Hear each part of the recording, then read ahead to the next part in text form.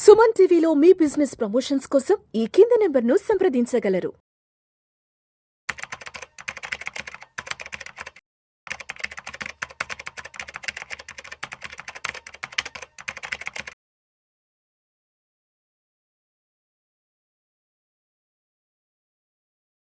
Welcome to Vishnu talks.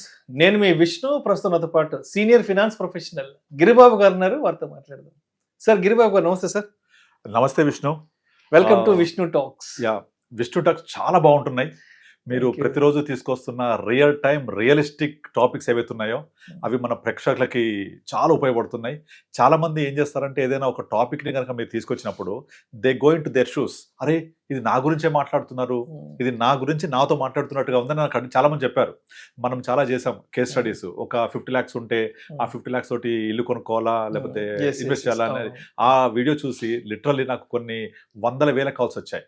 ప్రతి ఒక్కరు కూడా ఇది నా కోసమే అని మాట్లాడారు. అలాగే ఇంకొక అతను అప్పుల్లో మునిగిపోయాడు, 2 లక్షల జీతం వచ్చినా అది కూడా ఇలాగే. సో మీరు రియలిస్టిక్ గా రియల్ టైం విష్ణు టాక్స్ చేస్తూ మన ప్రేక్షకులకు చాలా హెల్ప్ చేస్తున్నారు మీరు.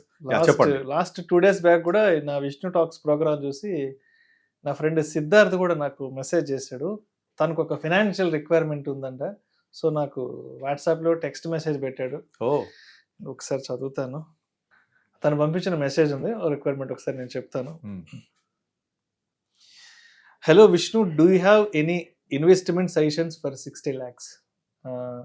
Recently, I sold some property. Now I have 60 lakhs cash in hand. So ఏం చేయమంటావు ఏంటి? నా దగ్గర ఉన్న 60 లక్షల్ని తీసుకెళ్ళి ఒక మంచి ఇన్వెస్ట్మెంట్ ఎవెన్యూలో ఇన్వెస్ట్ చేద్దామన్న ఆలోచనలో ఉన్నాను. నువ్వేదన్నా సజెషన్స్ ఇవ్వగలవా అంటూ సిద్ధార్థ్ అడిగాడు. మరి సిద్ధార్థ్కి ఏం చెప్తారు? ప్రస్తుతానికి ప్రాపర్టీ అమ్మితే ఒక 60 లక్షల రూపాయలు చేతిలో ఉన్నాయంట. So what to do, what not to do అన్న ఆలోచనలో ఉన్నాడు. 20 లక్షలతో మీరేం చెప్తారు? ఇప్పుడు 20 లక్షలు తన ప్రాపర్టీ అమ్మితే వచ్చాయి. తన ఏజ్ ఎంత ఉంటుంది? 35. ఇప్పుడు పిల్లలు 2 కూతుర్లు ఉన్నారు. 10 years ఉంటాయి. ఒక పాపకి 8 years, ఒక పాపకి 10 years. ఓకే. సో తను ప్రాపర్టీ అమ్మగా 60 లక్షల క్యాష్ వచ్చింది ఇప్పుడు. అండ్ దీన్ని మళ్ళీ ఏం చేయాలని అడుగుతున్నారు.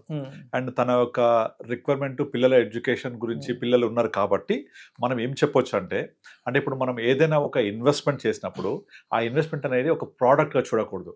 వి should take that investment as a solution for the needs, requirements and goals.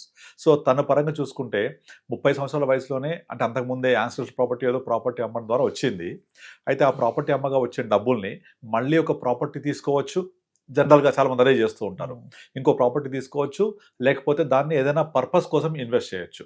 అయితే చాలా మంది నేను 60 లక్షలు క్యాష్ వచ్చింది, నాకు 2 కూతుర్లు కాబట్టి వాళ్ళ యొక్క ఫ్యూచర్ నీడ్స్ కోసం నేను మళ్ళీ ప్రాపర్టీ తీసుకుంటా అని చెప్పి ప్రాపర్టీ తీసుకోవచ్చు. ఇక్కడ ప్రాపర్టీ తీసుకుంటే ఎలా ఉంటుంది, ఇలా ప్రాపర్టీ కాకుండా ఆల్టర్నేటివ్ ఇన్వెస్ట్మెంట్స్ చేస్తే ఎలా ఉంటుంది, విల్ కంపేర్ దిస్. ఇక్కడ ఏది కరెక్ట్ అని చెప్పడానికి మనము నీడ్స్, రిక్వైర్మెంట్స్ని ఎలా ఫుల్ఫిల్ చేస్తుంది ఇన్వెస్ట్మెంట్ అనేది డిసైడ్ చేయాలి. అంతేగాని నువ్వు ఇది తీసుకో బెటరు, అది తీసుకో బెటరు అని మనం ఎవరికి సజెస్ట్ చేయొద్దు. ఆ నీడ్ని ఫుల్ఫిల్ చేస్తుందా లేదా ఇన్వెస్ట్మెంట్ జర్నీ అనేది, దాన్ని బట్టి మనం చూసుకోవచ్చు. ఇప్పుడు ఫర్ ఎగ్జాంపుల్ ప్రాపర్టీ తీసుకుంటాం అనుకుందాం. ప్రాపర్టీ తీసుకుంటే ఏ ప్రాపర్టీ అయినా సరే మినిమం ఒక 8-10 years టైం ఇస్తే తప్ప అది ఒక మంచి షేప్కి వచ్చి సేల్ చేయడానికి అవకాశం ఉండదు. సో ఇప్పుడు ఎంత అన్నారు? 8 years, 10 years 2 పిల్లలు కూడా. అంటే 25కే మ్యారేజ్ అయిపోయి ఉంటుంది. అవునవును, సిద్ధార్థ్కి 25 కల్లా మ్యారేజ్. 20 మ్యారేజ్ కాబట్టి ఇప్పుడు 35లో 2 పిల్లలు. అంటే మనం నార్మల్గా ఒకవేళ తను అనుకున్నట్టుగా ఒక ప్రాపర్టీ తీసుకుంటే నెక్స్ట్ 10 years, 15 years ఎలా ఉంటుంది, అలా కాకుండా ఆల్టర్నేటివ్ ఇన్వెస్ట్మెంట్ చేస్తే ఎలా ఉంటుంది చూద్దాం. దాన్ని బట్టి మనం సిద్ధార్థకి ప్లాన్ ఏ, ప్లాన్ బి ఇద్దాము. ఆ 2 ప్లాన్ ఏ, ప్లాన్ బిలో ఏది తను సూటబుల్ అవుతుంది, తనకు రిక్వైర్మెంట్ ఫుల్ఫిల్ అవుద్దో అలా డిసిషన్ తీసుకోవచ్చు. నార్మల్గా మనము ఇప్పుడు ఉన్న డబ్బులతోటి స్ట్రైట్ ఫార్వర్డ్ ఒక ప్రాపర్టీ తీసుకున్నారు అనుకుందాం. అంటే ప్రాపర్టీ అంటే అది ప్లాట్ అవ్వచ్చు. 60 లక్షలకి ఫ్లాట్ పెద్దగా ఏం రాదు. అంటే ఫ్లాట్ తీసుకుంటే పెద్ద రెంట్ కూడా ఏం రాదు పెద్దగా. మహా అయితే 10,000 కూడా రాదు, పెద్ద యూజ్ ఉండదు. అందులో హైదరాబాద్ సిటీస్ లో అసలు రాదు. మీరు మర్చిపోవాలి. ఏదైనా డిస్ట్రిక్ట్ హెడ్ క్వార్టర్స్ లో ఏదైనా ట్రై తీసుకున్నా అక్కడ రెంట్ ఎంత వస్తుంది? 10,000 నుంచి 12,000 రాదు. అది పెద్ద రెంట్ కాదు. That after 10 years flat sale చేయడం చాలా కష్టం అవుతుంది. కనుక అతని ఉద్దేశం ప్రకారంగా ఒక ప్లాట్ తీసుకుంటే పిల్లలకు ఉపయోగపడుతుంది అనే ఉద్దేశంలో తీసుకున్నాను అనుకుందాం. ప్లాట్ తీసుకుంటే మామూలుగా ఒక 10 years టైం తీసుకోండి. ఎందుకంటే పెద్ద పాపకు 10 years కాబట్టి ఒక 10 years తర్వాత రిక్వైర్మెంట్స్ యాక్చువల్గా అవసరమైతే అంటే 15 yearsకి 10th అయిపోద్ది, 17 yearsకి +2 అయిపోద్ది, 18, 19, 20 ఆ 3 yearsలో ప్రొఫెషనల్ డిగ్రీలో ఉంటారు వాళ్ళు. Actual cash requirement. దాని తర్వాత ఒక 3-4 yearsకి మళ్ళీ ఇంకొక పాప లైన్లోకి వచ్చేస్తుంది. సో ద మ్యారేజెస్ ఇవన్నీ కూడా ఒక 8 సంవత్సరాల నుంచి స్టార్ట్ అయిపోతాయి రిక్వైర్మెంట్స్. పిల్లల ఎడ్యుకేషన్ ఫీజు కట్టడము, తర్వాత టువర్డ్స్ మ్యారేజ్ వెళ్ళడము, తర్వాత దాని రిటైర్మెంట్లోకి వెళ్ళిపోవడము, ఇవన్నీ 45-50 సంవత్సరాలు వచ్చేప్పటికి అంటే 10 సంవత్సరాల తర్వాత 45 నుంచి 55 ఈ 10 ఏళ్లలో ఇద్దరు పిల్లల ఎడ్యుకేషన్, ఇద్దరు పిల్లల మ్యారేజ్. మరి వీటికి ఒక ప్రాపర్టీ తీసుకుంటే నెక్స్ట్ 10 yearsలో ఈ ప్రాపర్టీ ఎంత వాల్యూ అవుతుంది? మనం ఒక 4 times అయింది అనుకుందాం. 4 times అయితే ఒక 60 lakhs పెట్టుకున్నాడు అనుకోండి, 120 ప్లస్ 2.5 crore అవుతుంది. ఫస్ట్ ఆఫ్ ఆల్ 10 yearsలో 4 times అయిద్దా అంటే వెరీ డిఫికల్ట్. బట్ అయిద్ది అనుకున్నా కూడా దాంట్లో నుంచి క్యాపిటల్ గెయిన్స్ అన్ని పోయిన తర్వాత ఒక నెట్ 2 crores చేతికి వస్తే ఆ 2 crores తోటి మొత్తం తన యొక్క గోల్స్ అన్ని ఫుల్ఫిల్ చేసుకోవాలి. ఇద్దరు ఎడ్యుకేషను, ఇద్దరి మ్యారేజెస్. అంటే మనము 60 lakhs ఇన్వెస్ట్ చేసాము, ఒక 10 years 60 lakhs ప్రాపర్టీ ఒక 2.3, 2.4 crore అయింది, అమ్మేశాడు. క్యాపిటల్ గెయిన్ ట్యాక్స్ కట్టిన తర్వాత ఒక 2 కోట్లు మిగిలితే ఆ 2 కోట్లు దగ్గర పెట్టుకొని ఎఫ్డీ చేసుకుని బ్యాంకులో వేసుకొని కొంచెం ఫుల్ఫిల్ చేసుకుంటూ రావాలి. దాంతో 2 crores అయిపోతాయి. ఇద్దరు పిల్లలు సెటిల్ అయిపోతారు. Education plus marriage. ఇది ప్లాన్ ఏ, నార్మల్ అందరు చేసే పని. ప్లాన్ బి కొంచెం నేను డిఫరెంట్గా చెప్తాను. ఇప్పుడు ఇదే 60 lakhs తీసుకెళ్ళి మ్యూచువల్ ఫండ్లో పెడితే మనం ఒక 12-15% మధ్య రిటర్న్ వచ్చింది అనుకుంటే, ఒక 13%, 14% అనుకుంటే మీకు 5 yearsకి 12-15% అంటే 14.5, 14-15 మధ్య వస్తే ఎవ్రీ 5th yearకి మనీ డబుల్ అవుతుంది. ఇది నార్మల్ ఎక్సెల్ క్యాలిక్యులేషన్ చూసుకోవచ్చు మీరు. అంటే ఇక్కడ నుంచి 5 years తర్వాత 60 బికమ్ 120, మళ్ళీ అక్కడ నుంచి మళ్ళీ 5 years 120 బికమ్ 240. అంటే 10th year తర్వాత ఆల్మోస్ట్ రియల్ ఎస్టేట్ లాగానే ఇది కూడా పెరిగింది అనుకుంటే 2.4 lakh లిక్విడ్ మనీ తన చేతిలో ఉంటుంది. రైట్, అక్కడికి అయిపోయింది. 9 to 10 years అయిపోయింది. అయిపోయిన తర్వాత ఎవ్రీ ఇయర్ పిల్లలకి అవసరమైన ఎడ్యుకేషన్ నీడ్స్ ఉంటాయి కదా, అంటే ఇద్దరికి ఇంజనీరింగ్ లేదా మెడిసిన్ ఉంటే ఆ ఫీజు కట్టాలి. అలా 4 years పాటు కడుతూ పోవాలి. ఈ 4 yearsకి అవసరమైన డబ్బులన్నీ కూడా ఈ 2.4 crore అట్లీస్ట్ ఒక 10% మనకు ఎవ్రీ ఇయర్ పెరిగింది అనుకుంటే అక్కడ నుంచి ఇది 10th year తర్వాత నుంచి అంటే 2.4 crore 10% ఎంత? 24 lakhs. So every year 24 lakhs తీసుకుంటూ వెళ్ళొచ్చు. తను తీసుకుంటూ ఒక్కొక్క పాప ఎడ్యుకేషన్ కోసం 24 lakhs per annum ఎడ్యుకేషన్ కోసం వాడుకోవచ్చు. నేను 10 చెప్తున్నాను. అదే ఒక 12% చొప్పున పెరిగింది అనుకోండి 30 lakhs వస్తాయి. 30 lakhs per annum చొప్పున తీసుకుంటూ ఇద్దరు పిల్లల ఎడ్యుకేషన్ ఇయర్ ఆన్ ఇయర్ వాడుకోవచ్చు.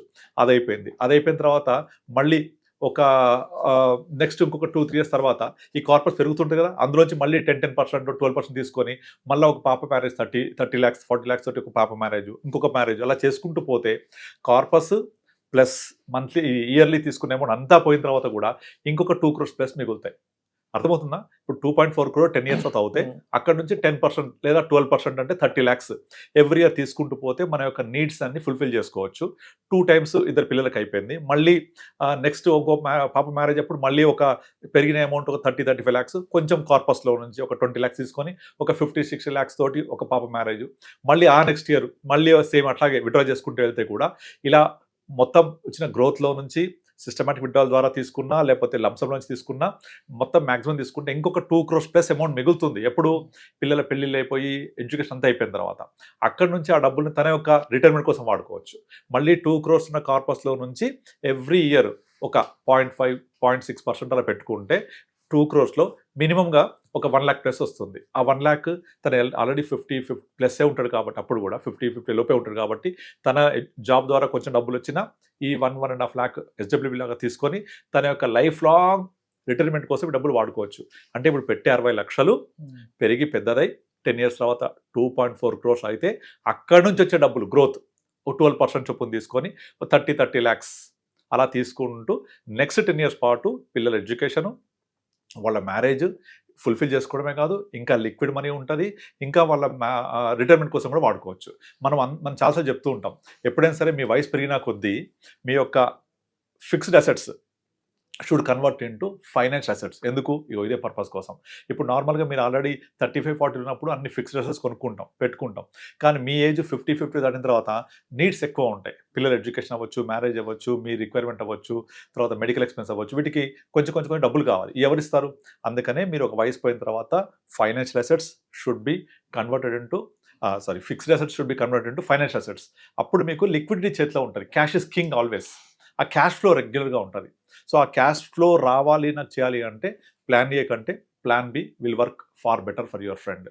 ఆ ప్లాన్ బిలో వెళ్తే లిక్విడిటీ ఉంటుంది, అన్నీ అనుకుంటుగా ఫుల్ఫిల్ అవుతాయి, అండ్ తర్వాత తన రిటైర్మెంట్ కార్పస్ కూడా వస్తుంది. ఇప్పుడు ప్లాన్ ఏలో ఒకసారి ల్యాండ్ అమ్మేసి డబ్బులు తీసేసుకుంటే దాన్ని ఆ రోజున కనుక మ్యూచువల్ ఫండ్ ఇన్వెస్ట్ చేసినా కూడా అప్పటికి బాగా పెరిగిపోయి ఉంటుంది మార్కెట్. అక్కడ నుంచి ఫర్దర్గా మనం ఎక్స్పెక్ట్ చేయలేము, ఎందుకంటే ఇప్పుడు మార్కెట్స్ ఇక్కడ నుంచి నెక్స్ట్ 10 yearsకి ఎక్స్పోనెన్షియల్ గ్రోత్ రేట్ చూస్తాం మనం. ఇక్కడ నుంచి నెక్స్ట్ 10 yearsలో ఎంత గ్రోత్ రేట్ అంటే ఇండియన్ ఎకానమీ రాబోయే 10 yearsలో ఇప్పుడు ఉన్న మనం $3.5 trillion ఎకానమీ కాస్త we're aiming for $10 trillion economy, అంటే 3 times మన ఎకానమీ గ్రో అవబోతోంది. అంటే మార్కెట్లు కనీసం 4 to 5 times పెరుగుతాయి. మార్కెట్స్ 4 to 5 times పెరిగితే మ్యూచువల్ ఫండ్స్ మినిమం 5-6 times పెరుగుతాయి. నేను ఇంకా తక్కువ 4 times చెప్తున్నాను. ఇంకా ఒక 5-6 times పెరిగితే ఆ 60 lakhs 3 crores అయినా ఆశ్చర్యపోవక్కర్లేదు. కనుక అంత పొటెన్షియల్ గ్రోత్ ఉంది. వేరే ల్యాండ్లో కొంటే 10 years తర్వాత లేదా 5 years తర్వాత ఒక జంప్ వచ్చిన తర్వాత ఇక ఫర్దర్గా పెరగదు. That's the biggest drawback in plan A. Real ఎస్టేట్కి వెళ్తే ఒక maybe 1.60 lakhs 1 crore 1.5 crore 2 crores వరకు రావస్తుంది. ఇక అక్కడ నుంచి పెరగడం చాలా కష్టమైపోతుంది. ఇక అక్కడ నుంచి లిక్విడిటీ మందగిస్తుంది. అప్పుడు తప్పకుండా అమ్మాలన్నప్పుడు తను ఎంత ఇబ్బంది పడాలి? అంత ఈజీగా దొరుకుతారా బయ్యర్? ఆ లెవెల్ బయ్యర్? ఇన్ని ప్రాబ్లమ్స్ ఉంటాయి అక్కడ. ఇక ఒక దగ్గరికి వచ్చేసి గ్రోత్ ఆగిపోద్ది. ఇక్కడ అట్లా కాదు, గ్రోత్ పోతానే ఉంటుంది. దీన్ని జస్ట్ మనం ఒక పెద్ద చెట్టు నాటి దాని నుంచి వచ్చే కాయలు తీసుకొని ఆ కాయల ద్వారా మన యొక్క నీడ్స్ ఫుల్ఫిల్ చేసుకోవడమే. Simple is that.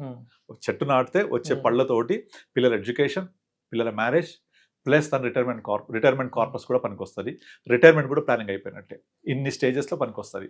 కనుక ఇలా తన లైఫ్ టైం నీడ్స్ గోల్స్కి సూటబుల్ అయ్యేలాగా ఉండే ప్లాన్ చేసుకోవడం better. Either going to real estate or ఇటు financial investments like mutual funds లాగా తీసుకుంటే ఏది బెటర్ అనేది కూర్చొని డిసైడ్ చేసుకోవచ్చు.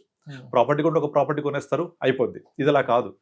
దీన్ని ఎప్పటికప్పుడు చెక్ చేసుకుంటూ ప్రాపర్గా ఫైనాన్షియల్ అడ్వైజర్ ద్వారా వెళ్తే we will do lot of reviews and we will make sure that he's getting more than 15% per annum. So market పెరుగుతూ ఉంటుంది, వాల్యూస్ గ్రో అవుతూ ఉంటాయి, లిక్విడిటీ ఉంటుంది, సడన్గా మధ్యలో అవసరం అయితే ఎప్పుడైనా తీసుకోవచ్చు. అండ్ పిల్లల ఎడ్యుకేషన్ ఎప్పుడు అయితే తెలియదు మనకు. వాళ్ళు సడన్గా నేను అబ్రాడ్ వెళ్తా అంటే ఎక్కువ డబ్బులు కావాలి, లేదా నేను మెడిసిన్ చేస్తాను ఇంకా డబ్బులు డిఫరెంట్గా అవసరం అవ్వచ్చు. సో అన్ని గోల్స్కి ప్రాపర్గా ఫిట్ అవుతూ ఉంటాయి ఈ ఫైనాన్షియల్ అసెట్స్ అనేది. సో తనకు వేరే అసెట్స్ ఉండి ప్రాపర్టీ ఉంటే వేరే సంగతి, బట్ దీన్ని మాత్రం ప్యూర్గా పిల్లల ఎడ్యుకేషన్కి, మ్యారేజ్కి, తన రిటైర్మెంట్కి వాడుకోవచ్చు డబ్బులు.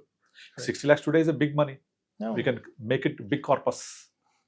షూర్, డెఫినెట్గా ఈ వీడియో నేను సిద్ధార్థ్కి షేర్ చేస్తాను. సరే, మీ వ్యూస్ ఏంటో, ఒపీనియన్స్ ఏంటో ఒకసారి తనతో కూడా నేను మాట్లాడి చెప్తాను. ఓకే, సో మీరు రిక్వైర్మెంట్ ప్రకారంగానే ప్లాన్ చేసుకోవాలి. Either plan A or plan B. అవన్నీ చూసుకొని మనం ఇన్వెస్ట్మెంట్ ప్రాసెస్ ఫాలో అవ్వచ్చు. Right. Thank you sir. Thank you so much. Thank you అండి.